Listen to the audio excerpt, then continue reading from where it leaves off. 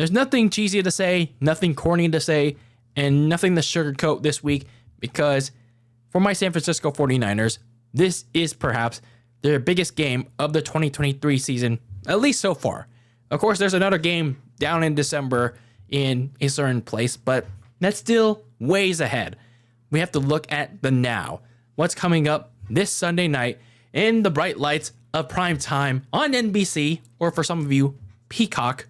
But anyway, yeah, this is definitely a big game coming up for the 49ers as they take on their historic rival, the Dallas Cowboys, in the bright lights of Sunday Night Football to close out the Sunday slate of Week 5. So, yeah, these teams are coming in red hot with momentum. The 49ers, 4-0, one of the only few, I think one of two undefeated teams other than the Philadelphia Eagles. And for the Dallas Cowboys, they're coming in 3-1, but still hot with momentum as well.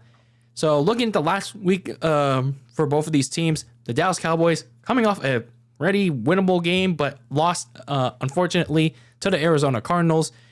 They came back home to take on the New England Patriots, and boy, did they take their anger out on the once storied franchise that was New England, as they bullied Mac Jones, and the Patriots turned Mac Jones into mac and moldy cheese for multiple sacks, and got a sack fumble out of him for a touchdown, and intercepted him twice, one for a pick six, as they beat him down 38-3. Meanwhile, the game that was going on at the same time, involving my 49ers, they faced the Arizona Cardinals in a division game where, despite the Cardinals, those same Cardinals that beat the Cowboys, they were fighting back against the 49ers.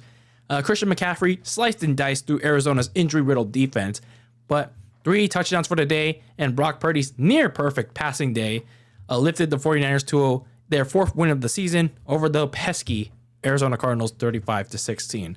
So yeah, this is definitely a big game for both these teams. These two teams had met twice in the last 2 years in the playoffs. The first one being the wild card game back in 2022, or technically it was the 2021 season, where the 49ers barely scrapped by the Dallas Cowboys, and also the kids stole the MVP, the Nickelodeon Valuable Player Award, from Jimmy Garoppolo. They gave it to Dak Prescott. Like, why? I don't know what you kids are doing.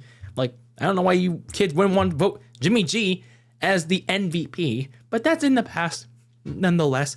But anyway, they met the next year in the semifinal round, the divisional playoffs, where it was a pretty hard-nosed, pretty stale-matey matchup this time around. And you had that very weird last play with the Cowboys.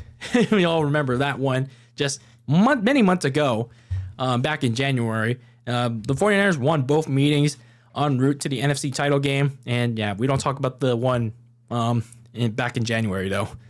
But anyway, yeah. So Dallas does kind of have a vendetta on their side. But for the 49ers, they want to take care of business. Yeah, speaking of that vendetta, it's kind of funny. Dak Prescott was like, had that question thrown at him. About the last couple of playoff losses to the 49ers, especially the one back in January with the divisional playoff. And he got super triggered, I think, when that was brought up. And I'm just like, okay, all right then. But yeah, it's pretty interesting when you think about this game. You know, the historic rivalry, the playoff matchups that they had in the last 2 years. And another thing, one of the ways that they're preparing for the 49ers is that they're trying to get some intel on the offense by way of trying to scramble some info from their now third-string quarterback, formerly third overall pick from us, the 49ers, Trey Lance. So yeah, in case you forgot, Trey Lance was formerly a part of the 49ers, but unfortunately, they didn't want to develop him, I guess, which is unfortunate. But then they traded him away this past September, last month or two, to the Dallas Cowboys for a 4th-round pick, which I was kind of critical about, but it is what it is at this point. So they're trying to get some intel from Trey Lance, and I'm just wondering, what exactly are you going to get out of him? I mean, you could technically try and get what he learned from the playbook. But at the same time, my opinion is, doesn't Kyle Shanahan always change the playbook for whoever's under center? I mean, I'm not 100% on that, but wouldn't that be the case from the perspective of a casual fan? I mean, he did it for Jimmy G. And he did it for Brock Purdy. I mean, look how different Trey Lance briefly played with Kyle Shanahan. So I am just wondering, like, what kind of intel that the Dallas Cowboys tried to get from Trey Lance in preparation for this game. It is pretty intriguing, like, what they tried to do. And even John Lynch responded, like, when he heard about this. So, wow. He made reference about, oh, this is not the Houston Astros, man. So, yeah. So, but looking at the injury report, though, for this game, both teams are coming in relatively healthy, but the Dallas Cowboys got a big boost for their offensive line, which has kind of been shuffling these first 4 games because of injuries. But it seems like they're going to be getting their starting 5 offensive line for the first time since 2021, because left tackle Tyron Smith, who missed the last few games with the right knee injury, will make his return to the lineup. So it's going to be the first time since like 2 years that you're going to have the full offensive line for Dallas. Tyron Smith, Tyler Smith, Tyler Bedas, the center, and then right guard Zach Martin, and then the tackle Terrence Steele. So you have your Super Friends, Avengers, Power Rangers, if Texas offensive line. Meanwhile, for my 49ers, they're also coming in relatively healthy, barring any setbacks during warmups. Deebo Samuel, Juwan Jennings, who didn't play last week, they're set to go. Dre Greenlaw, the linebacker, and corner Charvarius Ward, they're also all set to go. So, yeah, pretty much it's going to be a mostly healthy game for both of these teams. And, yeah, this is a game that pretty much can determine playoff positioning, including the NFC's top seed. So, this is a very early make or break game for both of these teams. And, yeah, I know you still have other team, pretty much another team in the Philadelphia Eagles, and maybe the Detroit Lions. They're like a big X factor, but we'll see. But yeah, this game could come down to, in terms of the playoff positioning, we're only a month in, but it could come down to either the Niners or the Cowboys.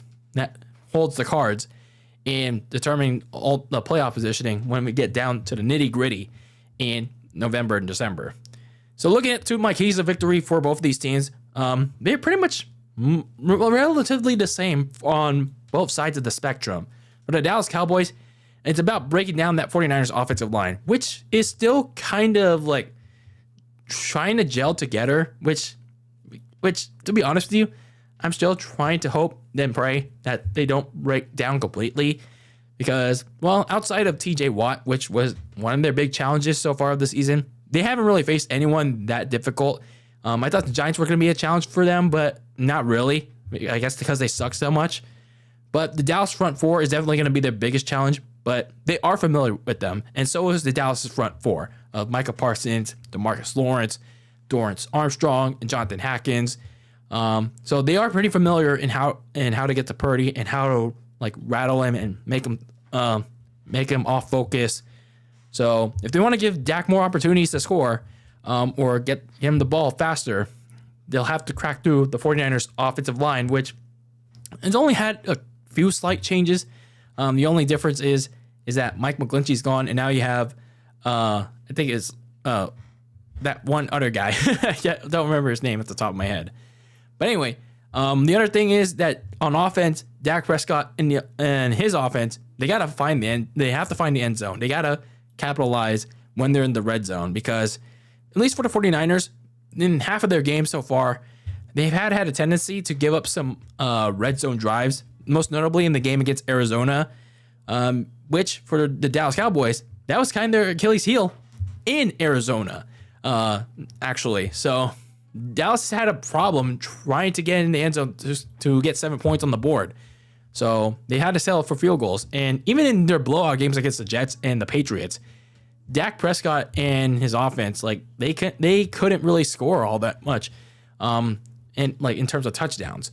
But there are some holes admittedly, that the 49ers have, like in the secondary. So if Dak and the boys can find those holes, then this could be that get right game for that glaring flaw for Dallas's red zone issues. For my 49ers, when it comes to facing front four like the Cowboys, Brock Purdy has to get that ball out fast and furious against that aggressive front four.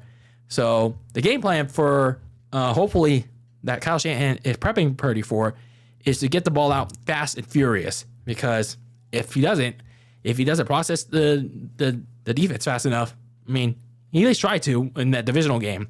And to his degree, he did pretty successfully for the most part. But he's got to do it again. Otherwise, it's going to be Sack City on Sunday night. And then for the defense, they got to figure out how to get the Dak faster, because what I've been noticing is that a lot of these teams that the Niners have been facing so far is that they're trying to get the ball out faster so that guys like Nick Bosa, guys like Javon Hargrave or Drake Jackson, they can't get to the quarterback. So they can't sack them or get any hits on them. So Dallas's offensive line, now that they're trotting out their full Power Ranger lineup, it's going to be a very strong unit.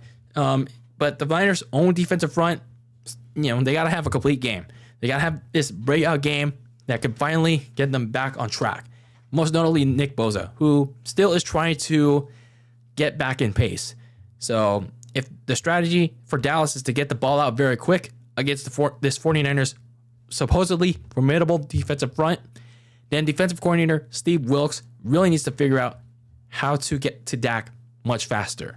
So that's going to be the key for that 49ers defense. So overall, I mean, this is going to be a pretty big game for both teams, and a pretty tough one at that.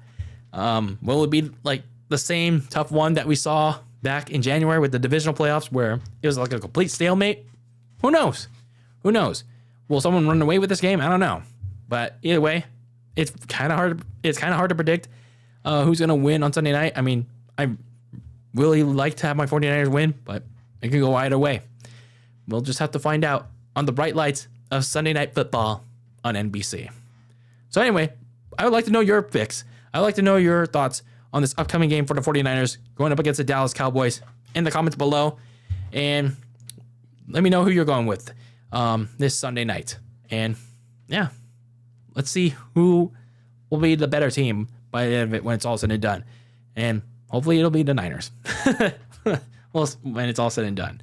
But anyway, that is it for this preview for my 49ers heading into week 5, a big time matchup to close out the homestand against the Dallas Cowboys. Yeah, let's see if they can get it done.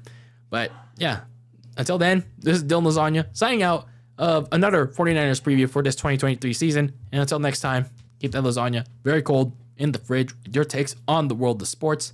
And until next time, peace out.